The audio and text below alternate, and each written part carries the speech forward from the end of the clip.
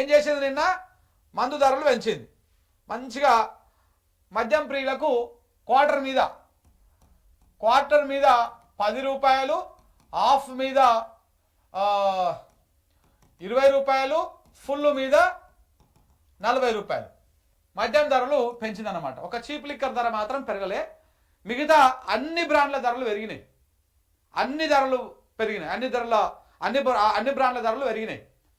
నిన్న ఈ మద్యం ధరలు పెంచి 2000 నిన్ననే మనం చెప్పుకున్నాం 2022-23లో 34,145 కోట్ల ఆదాయం వచ్చింది మద్యం మీద సంవత్సరానికి. ఎప్పుడు 2022-23 సమయంలో.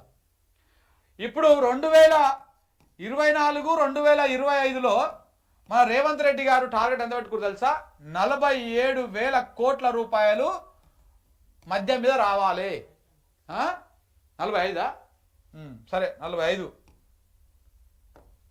45,000 కోట్ల రూపాయలు మద్యం మీద ఆదాయం రావాలి. అంటే ఇదేమో కేసీఆర్ ఉన్నప్పుడు 34,000 కోట్ల రూపాయల ఆదాయం వస్తే రేవంత్ రెడ్డి గారు దాని మీద మరొక 10,000 కోట్లు పెంచేసి ఇప్పుడు 45,000 కోట్ల రూపాయల ఆదాయం రావడం కోసం శతవిధాల ప్రయత్నాలు చేస్తూ ఉన్నాడు.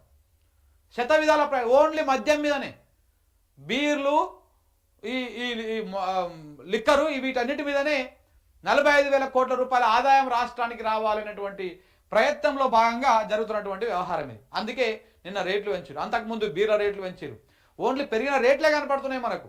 పెరిగినటువంటి బార్ల సంఖ్య, పెరిగినటువంటి వైన్స్ల సంఖ్య, పెరిగినటువంటి బెల్ట్ షాపుల సంఖ్య ఇవి కనపడతలేవు.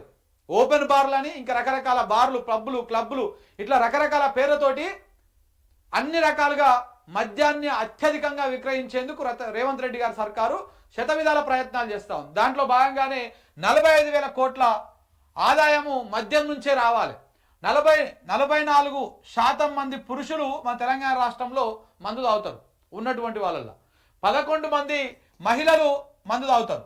11% మంది మహిళలు. వీళ్ళ సంఖ్య కూడా పెంచడం కోసం శతవిధాల ప్రయత్నాలు చేస్తూ ఉన్నది.